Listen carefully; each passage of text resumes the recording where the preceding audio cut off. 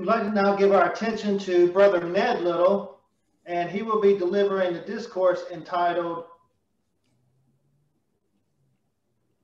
well, I had it here. It is entitled, Your Future, How Can It Be Known? So let's give our attention to Brother Little, please.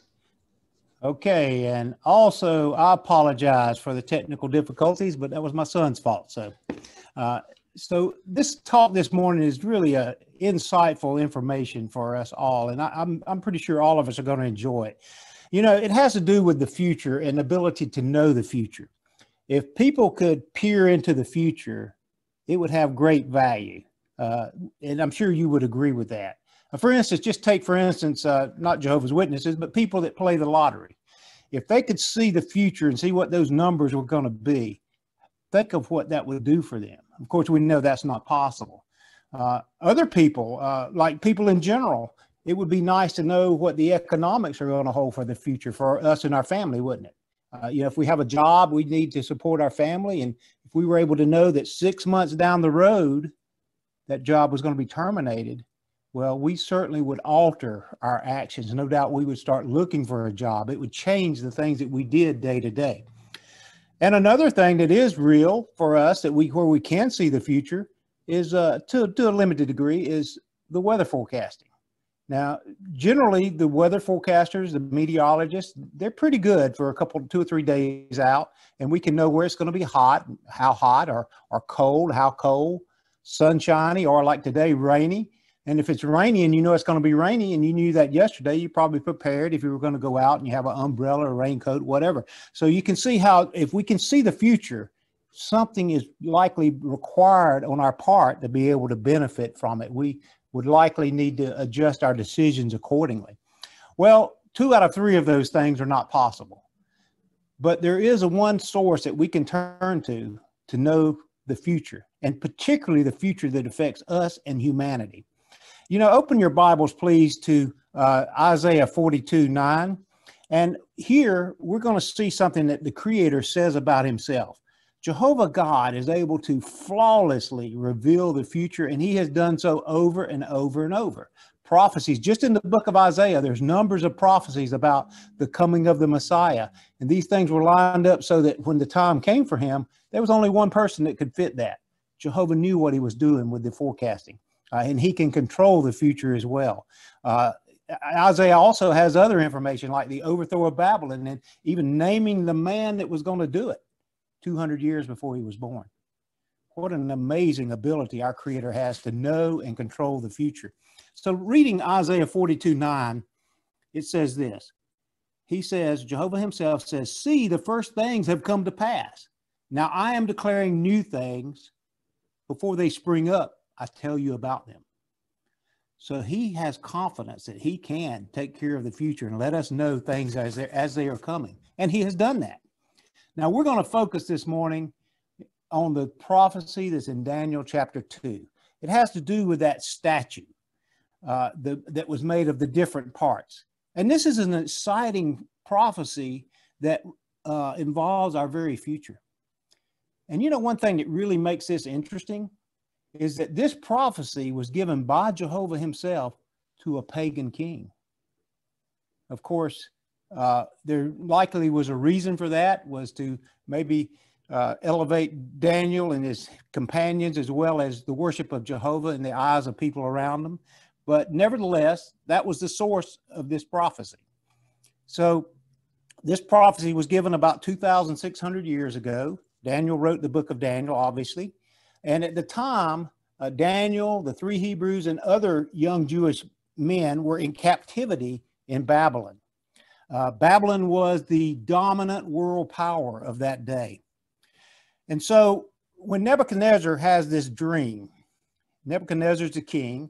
If you read the first part of Daniel chapter 2, you'll see he's only been king less than 2 years. So he's a fairly new king. He has this dream that agitates him greatly. And the fulfillment of this dream affected servants of God in the past, and it's continuing to affect them today. And in the dream, Nebuchadnezzar saw this large image that was going to come to a disastrous end. Now, when Nebuchadnezzar had this dream, he was greatly agitated, just to give a little context here. And so what he does is he calls all his wise men together, the conjurers, the sorcerers, magic practicing priests, and anyone else that had special knowledge. And so he calls them there and he says, look, he says, I had this dream. He says, first, I want you to tell me what the dream is, and then I know your interpretation will be accurate. Well, of course, all of them responded to him, King, that's not possible. We can't do that. And it infuriated the king. So he made a mandate to have all of these people killed, and it actually would have included Daniel and the 3 Hebrews as well. So now, with that in mind, let's look at what happened, because what happened to stop this murder, Daniel had made known to one of the king's men that he would be able to actually do what the king was requesting. So let's look at that scripture. We're going to start in Daniel chapter 2. We're going to read a few verses starting with verse 17. Now, Daniel did not think that he had this ability on his own. Now, he was a prophet, but he didn't have these miraculous abilities by himself. He had to depend on Jehovah. And that's what this helps us to see here. Starting in verse 17, it says, Daniel then went to his house and informed his companions, Hananiah, Mishael, and Azariah, of the matter. Now, those 3 names were the Hebrew names of the 3 Hebrews that many people know better by the Babylonian name, Shadrach, Meshach, and Abednego.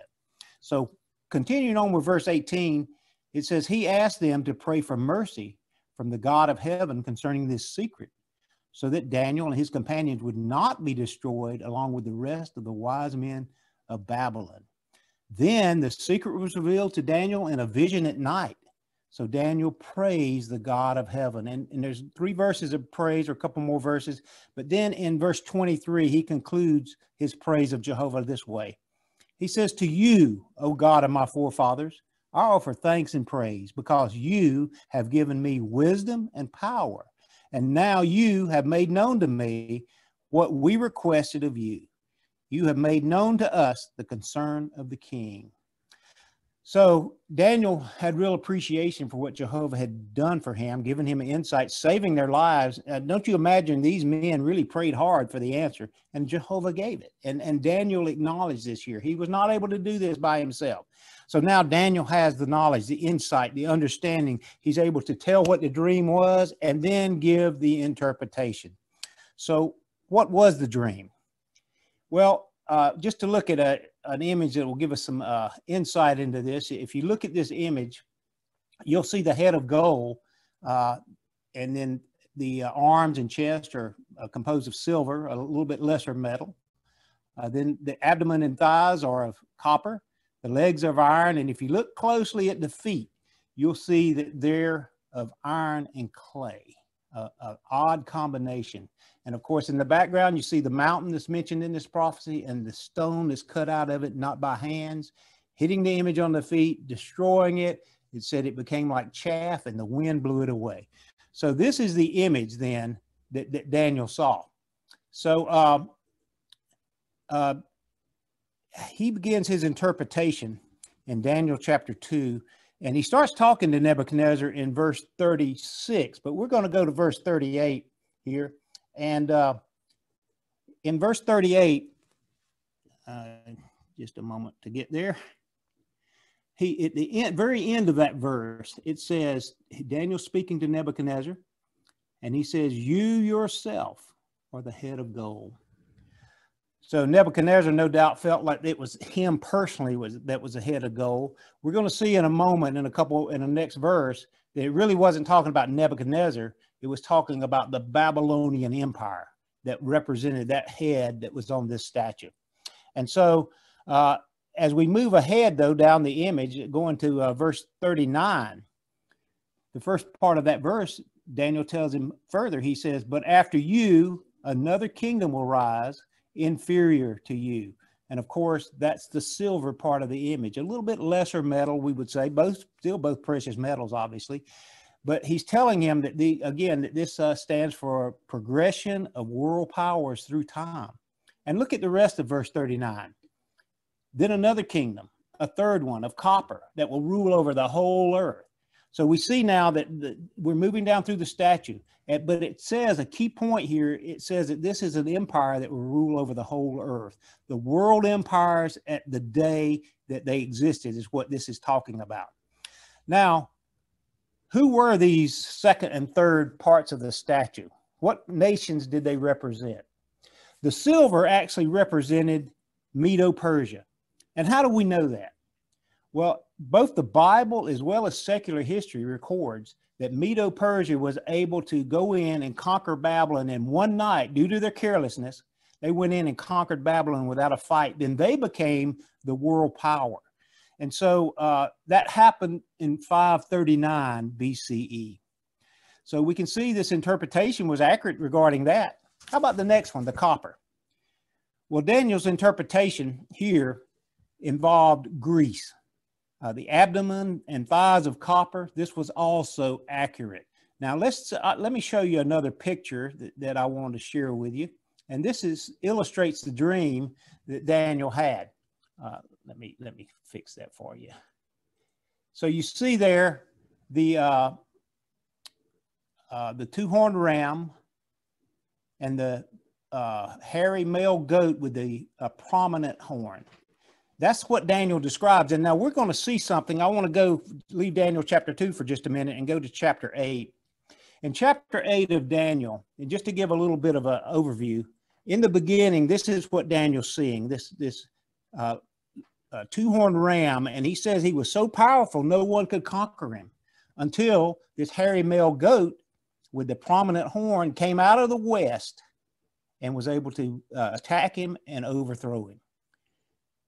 Now, interestingly, he went on to say that this prominent horn was broken off and 4 horns came up in its place.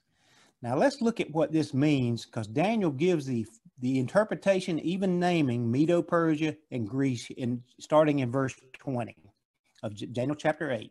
He says, the two-horned ram that you saw stands for the kings of Media and Persia. The hairy male goat stands for the king of Greece. And the great horn that was between its eyes stands for the first king.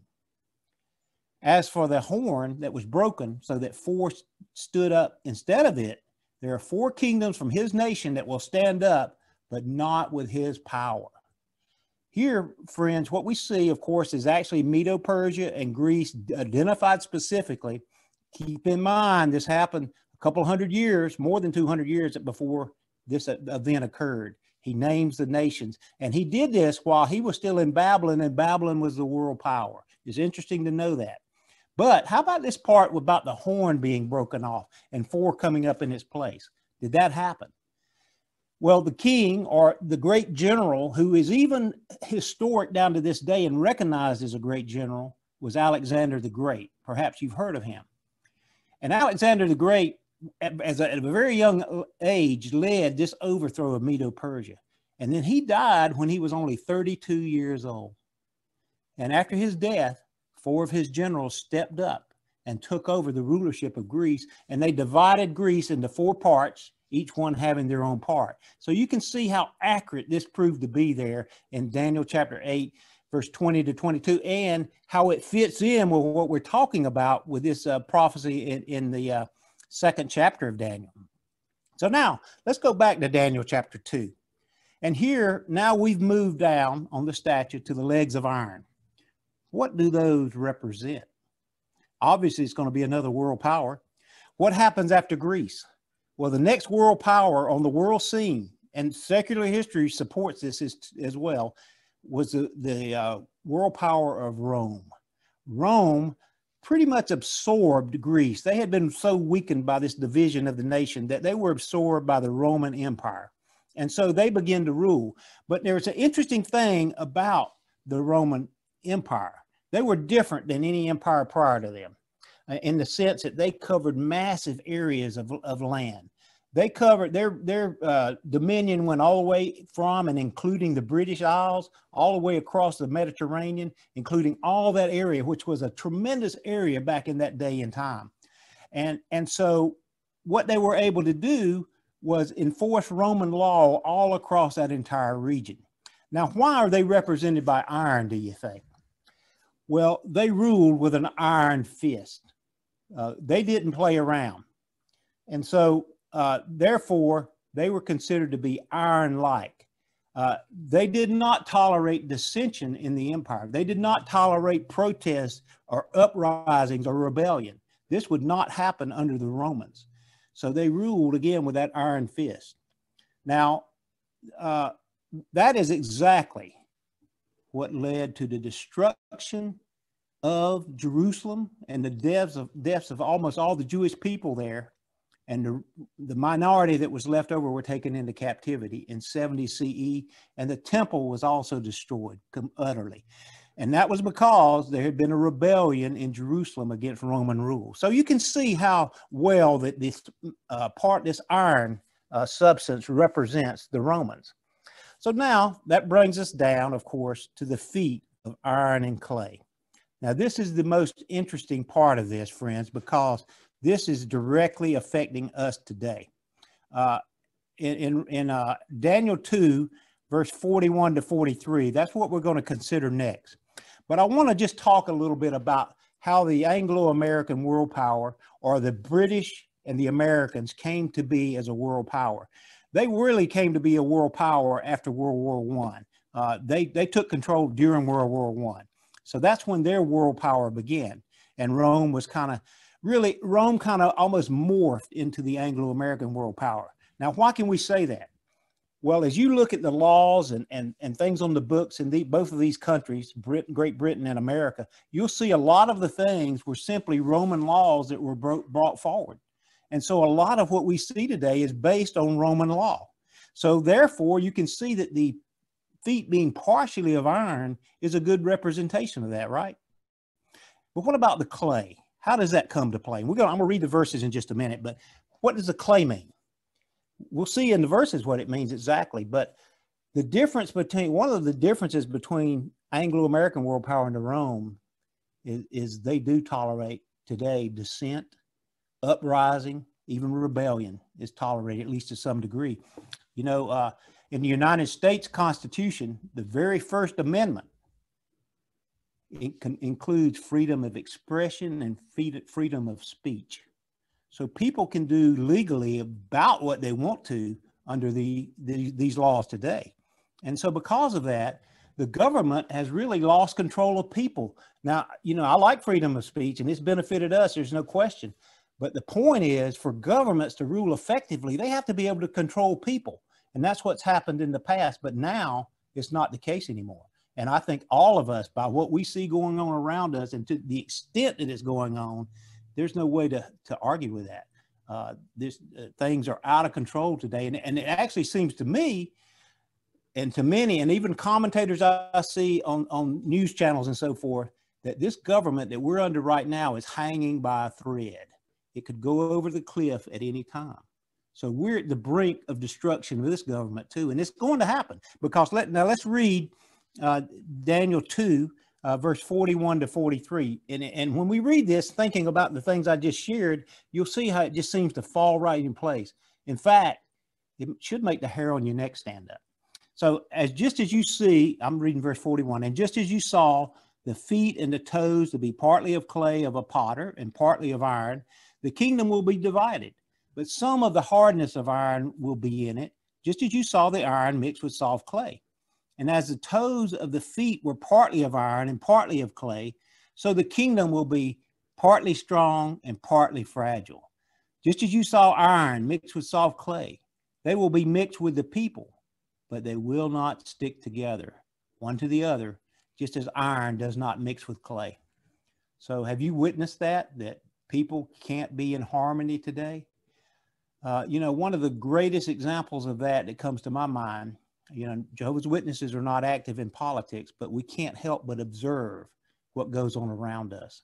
And we just witnessed recently the presidential election in this country. And, you know, these two men that were running for president were about as different as night and day. How could you be more different? And yet the votes were almost down the middle. There were a few more for one than the other. But what does that tell us?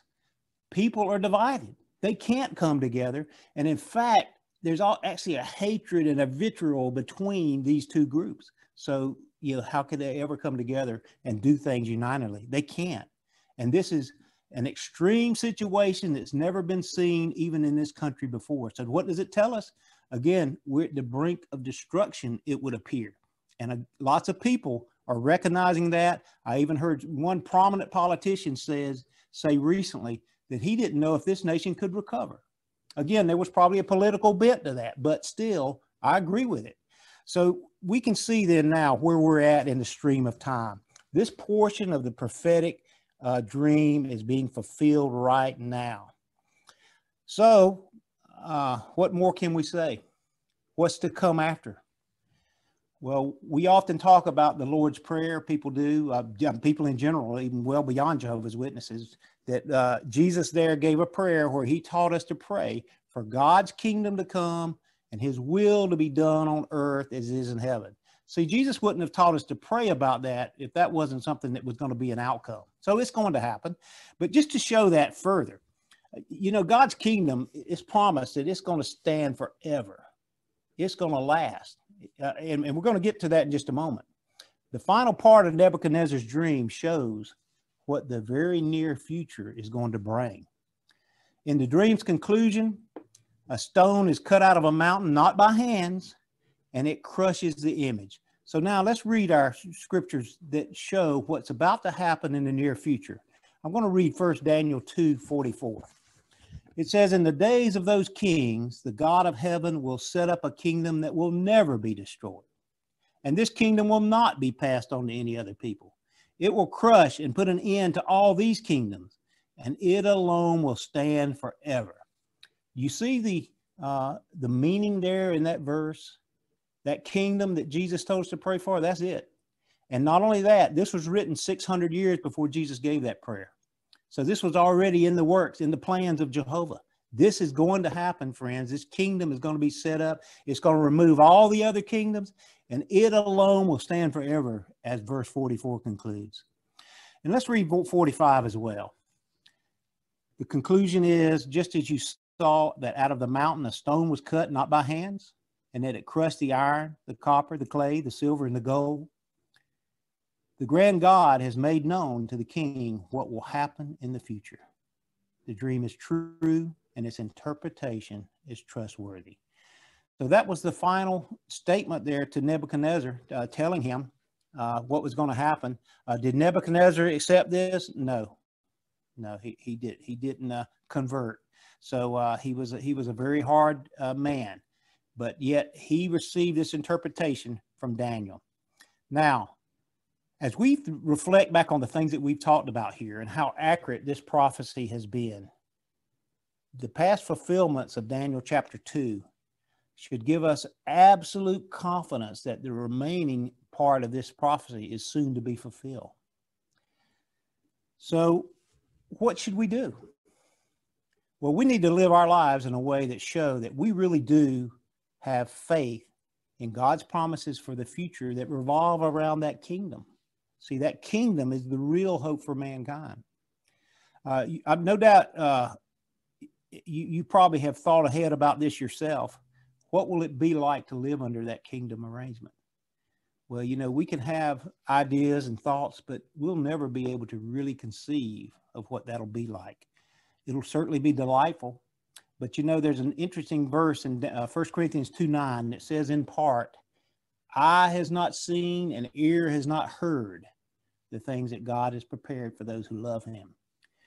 So living under that new kingdom arrangement is going to be an amazing thing, friends.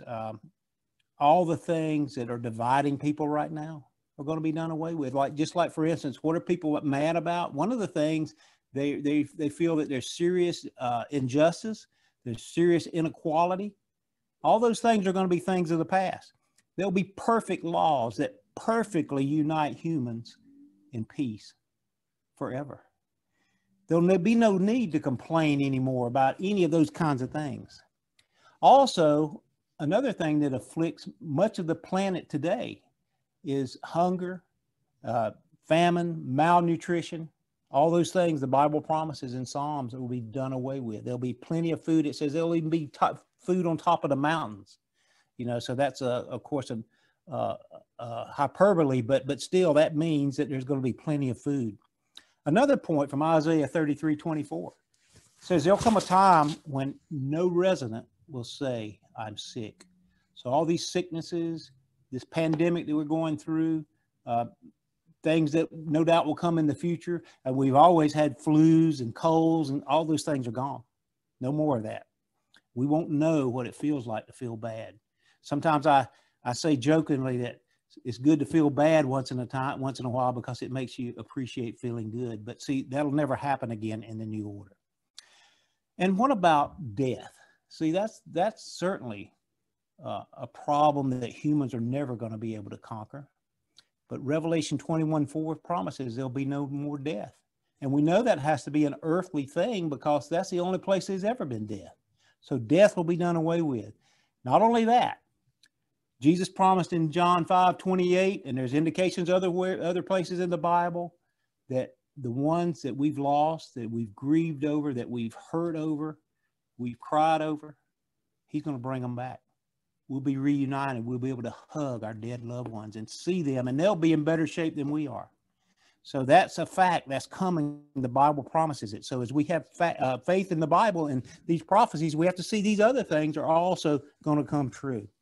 So with all of this said, and there could be much more said about it, now's the time to show by your actions that you really do believe in and put your faith in God's kingdom that will come in the future.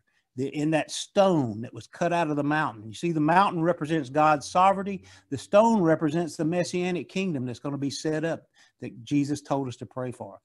So just a note, though, we again have every indication that we're at the end of the system of things.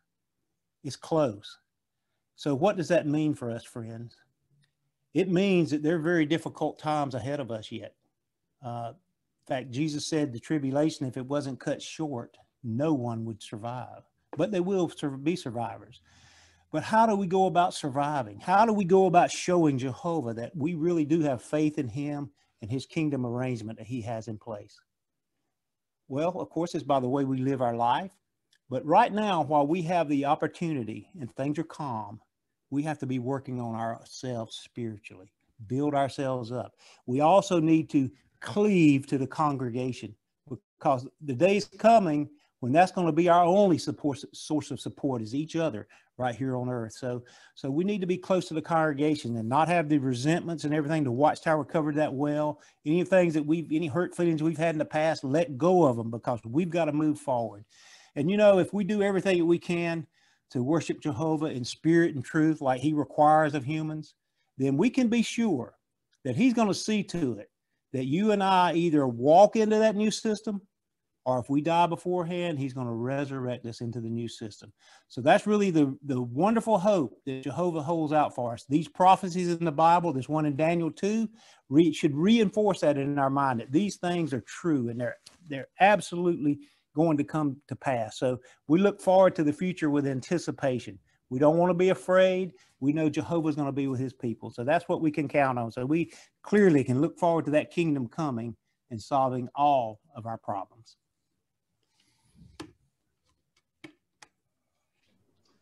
Thank you, Brother Little, for that very timely information. Can everybody hear me okay? Thumbs up? Okay. So thank you very much for that timely information. How wonderful it went in harmony with the Watchtower lesson for today. Thank you, Brother Knox, for getting us off to a start. Again, I apologize for the technical difficulties. It happens from time to time.